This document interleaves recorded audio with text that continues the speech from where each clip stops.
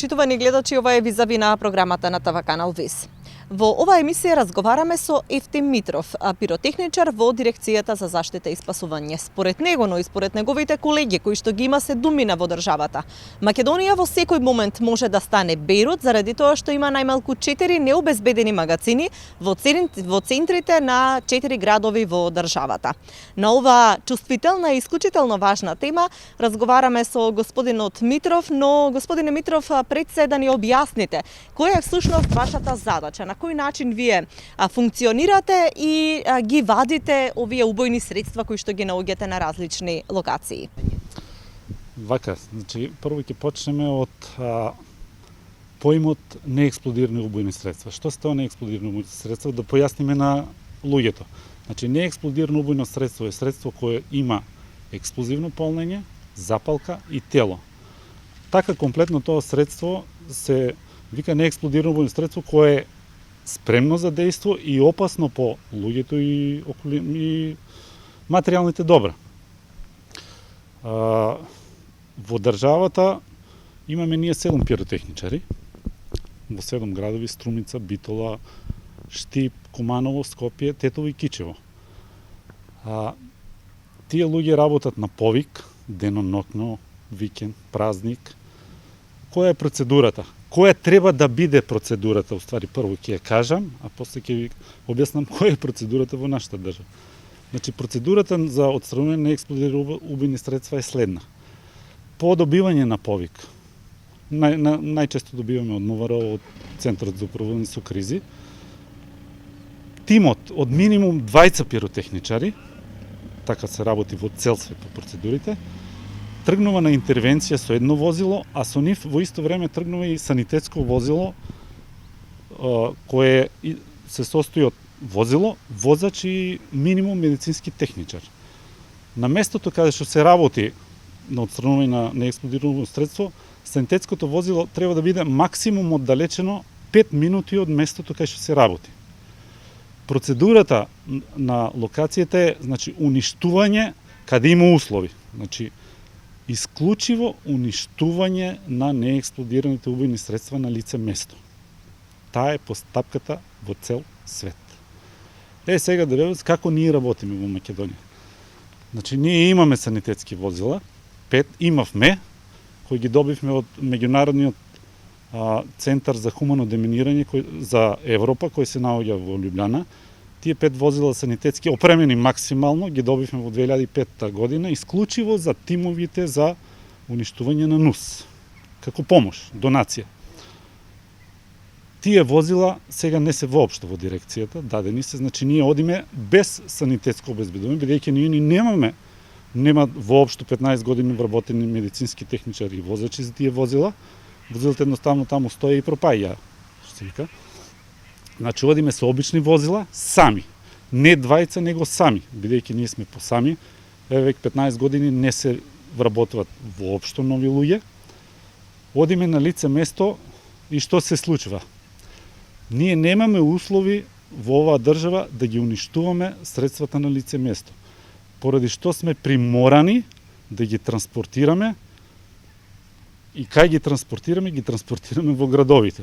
Значи, повеќето од средствата се, може да кажа, во планини, во куќи, во дворови, се наоѓа, нема правило, значи, сме наоѓале буквално и на улица, и во двор, и во школски двор, и во Бавча.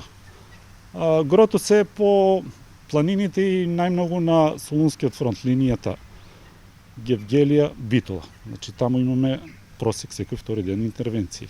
Каква е состојбата? Дали со текот на времето се намалуваат пронајдените убојни средства? На годишно ниво, во овие 15 години, секоја година, место да се намалува бројката на пронајдени, се зголемува. Тоа е прво затоа што и луѓето со тек на време се едуцира, се информира, пријавуваат, и со тоа што ние се поодговорни работиме работата, не ги криеме фактите и се трудиме што повеќе средства да најдеме. Со едно, бидејќи со секое пронајдено средство ние спасуваме минимум еден човечки живот. За илустрација, во претходните 2 години, за 2 години ние пронајдовме 1100 парчиња на експлодирани средства како поединечни средства. Негде по едно-две, али поединечни. Што значи во просек секој втори ден во Македонија се наоѓаше, негде се наоѓаше. Најмногу се на територијата на југоисточниот дел, значи Струмица, кај што го држам јас, тој реон и Битола.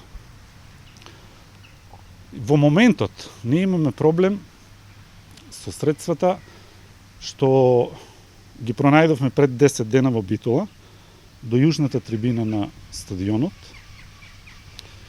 2 дена се работеше таму и се изваде 593 парчени артилериски гранати од 75 мм. После тие 2 дена се прекина, бидејќи човекот што работеше со бајерот се уплашил, и што е најнормално, бидејќи сватил дека може да загине, си отишол, бидејќи он ни немало врска тоа да го роби, он си е од некоја си градежна фирма. И од тогаш работите застанаа. Регионот го обезбедува полиција, прекинат се работите на инвеститорите и изведувачите. Еве веќе 5 дена полиција има деноноќно таму и никој ништо не презема во државата. Таа не е наша обврска на пиротехничар, значи ние сме само извршители, треба да ни се обезбедат услови за работа. Треба да се обезбеди бајер. Дирекцијата за заштита и спасување, која е одговорна за тој дел, се уште ништо не презема. Градоначалничката на Битола се обрати до нив, се уште нема добиено одговор, бидејќи она сака да се отстранат тие средства. И како продолжува проблемот?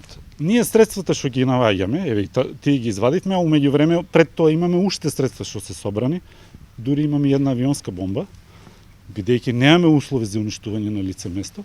Сите средства ние ги носиме во магацини. Тие магацини не се типски и стандардни и тие магацини се во градовите. А магацини за чување на НУС мора да бидат минимум 15 км оддалечени од било кое населено место. Такви магацини постојат во државата. Каде? Сите војни магацини се такви. По сите стандарди. Но што се случува? Како ние да сме во друга држава, ние, еве, во Битола, во центарот на градот, во касарната, која е напуштена, нема обезбедување, во магацин во моментот имаме чист експлозив тротил 1,5 тон. Тоа знаете, тие луѓе што разберат, тоа е темпирана бомба што може во радиус од 1500 метри да го избрише градот. Тоа беше и пред 6 месеци. Тогаш имавме 4 тони тротил. Се обраќавме до владата, апсолутно не се презема ништо. Бидејќи ние како пиротехничар не сме тие што можат да најдат магацин, па и не може да ги носиме дома. И во моментот и на локацијата гранатите стојат и во магазинот стојат. А што се случува? Гледаме дека во цел свет тероризмот цвета на секој чекор, а ние средствата не е само Битола, да не мисли дека е само Битола, сите град. Во Тетово ни се во центарот на градот, во Кичево се во центарот на градот. Единствено во Струмица се надвор од градот, ама пак не се обезбедени. Значи магазинот, ниеден магазин не е обезбеден со физичко присуство. Нема физичко обезбедено во. Значи може било кој да отиде да земе, а сите тие таму средства се исправни. По колку време стојат во магазините? Која е процедурата во вакви услови кога немате во моментот треба тоа потхитно да се уништи. На војниот полигон Кривол ми викат дека до 10 декември нема термини за ништење, што значи до 10 декември граѓаните на Битола не знаме што да кажем. Нека им е Господ на помош. По колку време стојат тие во овие магазини? Дали поминува долг период и колкав е оптималниот рок на дејствување? Значи, претходниот пат стои 2 години, до пред 4 месеци уништуваме, стоја 2 години, зошто стоја 2 години? Ние 15 години, што кажам, тоа е апсурд, на денешно време, на оваа земјина топка, на оваа планета, како ние да сме од друга планета, држава од друга планета, така се однесуваме. Значи, 15 години ние работиме со детонатори и штапини, што се со поминат рок. Значи, 15 години нашата институција не ни купува детонатор што кошта 30 денари, за да ги уништиме средствата. А со неисправен детонатор ние имавме 2 пати не експлозии, него палење на експлозивот, бидејќи детонаторот е неисправен, па го пали експлозивот, тогаш настана уште поголем проблем. Експлозивот како што гори, ги загрева гранатите една по една, се активираат, немаме ние контролирана експлозија, тогаш експлозија си која како сака си пука, која на кај сака оди. И едва успеавме, едва пред една година да успееме бар детонатори да купиме и затоа 2 години ни стоја средства, за жал, не по наша вина, и поради административни проблеми, бидејќи ние во држава, институциите во државата се докажуваат која е по мокна да кажам, колку они повеќе разбират. Значи ние имавме проблем година дена со МВР да им докажеме дека ние треба да си купиме детонатори. Лудоста одеше до тамо да обезбедивме воен магазин по сите стандарди, кај што ќе чуваме средствата. МВР ни вика, ние мора да отидеме да видиме нивниот магазин дали е по стандарди за ние на вас да ви одобриме да си купите средства. Па дури ни натера да правиме елаборат. Плаќавме на приватни фирми да прават елаборат, за на крајот да кажат, па знаете, видите, ние сме грешка, ние немаме право да ви се мешаме во вашата работа, вие можете кога сакате да си купите средства. Велите дека ова е исклучително опасна работа. Како вие работите? Дали имате соодветна опрема, средства, транспортни возила со кои што реагирате на терен? Вака, значи во овие 15 години Дирекцијата за заштита и спасување, која јас слободно може да кажам, може да се смени, кога зборувам за неексплодирувани средства, може слободно да се смени насловот, Дирекцијата за предизвикување на општа опасност, не презеде ништо, значи 15 години не купија 7 панцири и шлемови со визири за заштита на животот на луѓето, иако во нашата работа шансата за да преживеете минимална, скоро никаква. Значи, не обезбедија, јас 15 години зборувам, дај купете барем 2 возила за транспорт на НУС, тие се специјални возила АДР со заштита. Значи, посебна комора кај што се носи, ако дојде до експлозија, бар ќе загинете, бидејќи има норма и тоа возило до колку килограми експлозив може да ве спаси. Значи, повеќе од 3 килограми ако има тротил, вие секој ќе загинете. Ама бар ќе ве најдат во комплет. Нема да ве барат по околината. Значи, биле скапи тие возила, најверојатно тие возила повеќе вредат од нас. Така излегува работата. Значи, со најобични лади ниви, имаме 5 лади ниви и 2 дефендера. Тие не се обични, најобични возила кои што се трудиме секојдневно, свесно ризикуваме за да спасиме човечки живот. Значи, ние свесно одиме во ризик, свесни сме дека може да загинеме, бидејќи сето тоа што ние го работиме, процедурите, не ги работиме по светски стандарди и по процедурите. Значи, штом нешто работиме мимо процедурите, тоа е кривично дело. Што и да се случи, повреда, да загине. Секој, мислам, свесни сме оти, кажат, он е крив, зошто така работа? А ние свесно работиме за да спасиме човечки живот. Секој неексплодирано зрно е еден човечки живот. Во овие 15 години јас имам во Струмичкиот регион извадено преку 10.000 парчиња. Тоа се 10.000 животи минимум, математички. Спасуваме, а нашата држава, за жал, значи единствена држава сме во светот, кај што неексплодираните убојни средства 15 години се убедуваме не се ризични за пиротехничарите во Дирекцијата за заштита и спасување, а се ризични за пиротехничарите во АРМА, за пиротехничарите во МВР се ризични, пиротехничарите во Дирекцијата за заштита не се ризични. Тоа е проблем на таа институција. Значи 15 години не се најде човек таму да ги реши тие работи. Јас мислам дека едноставно не сакат да ги решат. Еве и сега во моментот со проблемот во Битола не се презема апсолутно ништо. Гранатите си стојат во центарот на градот. Раководителот на сектор за оператива и логистика, кој е должен да ја заврши оваа работа, бидејќи активноста застана, апсолутно никој ништо не презема. Државата си спие, а гранатите не стојат во центарот на градот. Вие колкумина одите на терен и колкумина треба да бидете? Ние одиме по еден, а треба да бидеме минимум по двајца. И санитетско возило, и медицински техничар, и возач. Ние одиме сами, без никаква заштитна опрема. Значи, немаме панцир, немаме шлем, немаме соодветно возило, немаме средства за уништување на средствата на лице место. Значи, неексплодирувано средство што е излезено од цевка, не се фаќа, едноставно не се допира, се уништува на лице место.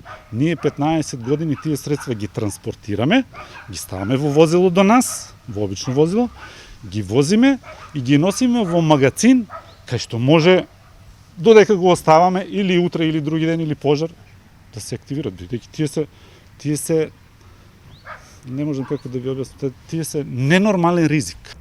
Спомнавме и на почетокот на емисијата дека во државата сте само 7 пиротехничари. Да речеме дека има најдено поголема количина и како во Битола. Колкумина од вас ќе бидат на лице место и ќе реагираат?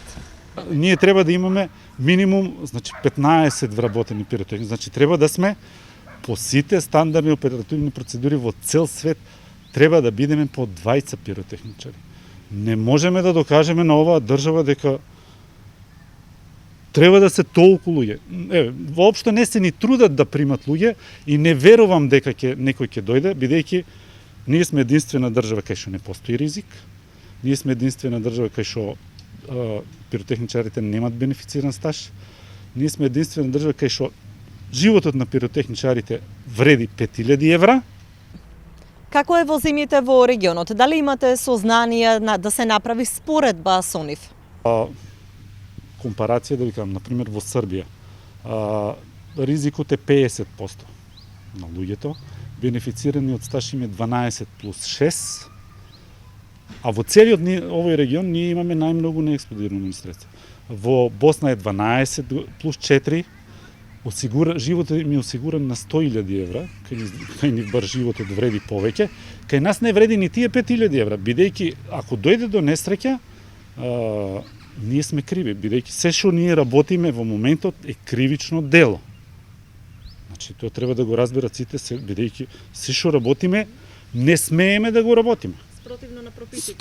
Спротивно на сите прописи во цел свет. Се чувствувате ли како бомбаши самоубијци? Да, ние сме седморица, јас ќе ги наречам жигосани, последни мохиканци, и не верувам дека ќе има други, бидејќи под овие услови, како што вика, пиротехничарите, знаете што пиротехничарите со средна школа, што се во дирекцијата, со 40 години стаж, имат плата 20.000 денари. А секојдневно го ризикуваат живот. Значи работат прекувремено. 15 години не сме добиле денар за прекувремена работа. И глупоста оди дотаму да раководителите во дирекцијата, финанси и оперативи логистика, каде што ние спаѓаме, они тврдат дека не сме кај нив, па кај сме ние, ванземалци ли сме во оваа земја?